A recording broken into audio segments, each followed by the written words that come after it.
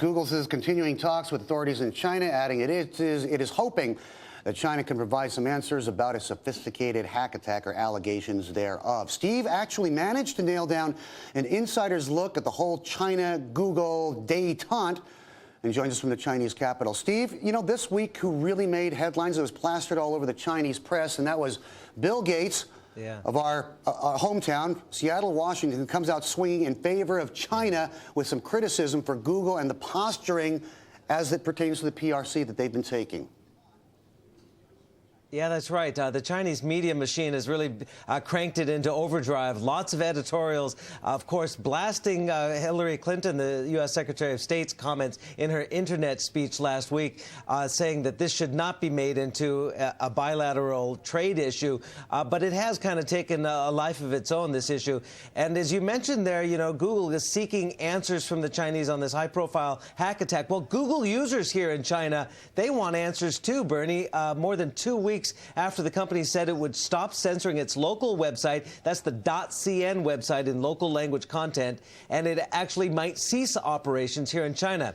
Many here are wondering, was it all a bluff by Google, or are they really on the verge of pulling the plug? Now, I caught up with Dan Brody. He was the man who started it all in China for Google as employee number one. He's not there anymore, I might add, to shed some light on the challenges of self-censorship in China.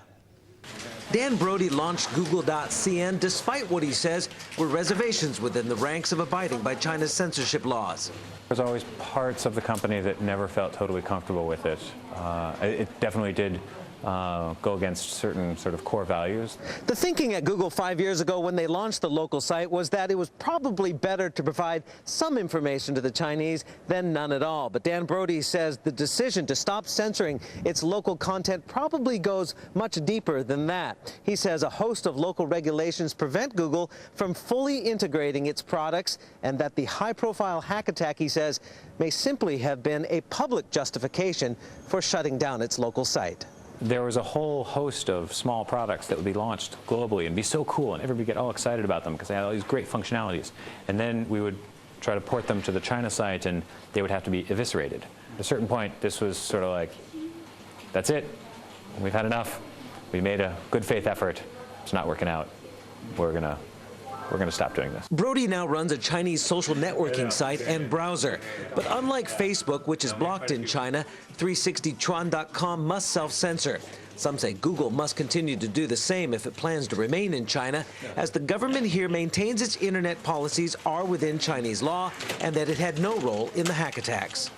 I can't say I see a clear outcome at the moment, because I do ultimately believe Google will have to accept the terms and conditions that go along with operating any search business in China, whether it's a foreign or domestic company.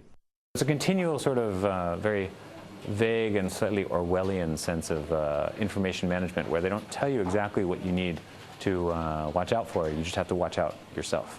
And Chinese web users are definitely watching out for just how much longer Google plans to watch itself.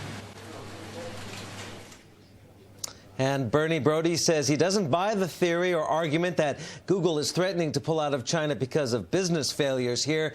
He says it's a $300 to $400 million revenue business in China with just over 700 employees. If anything, Brody says, Google should double down on the China market, not pull out.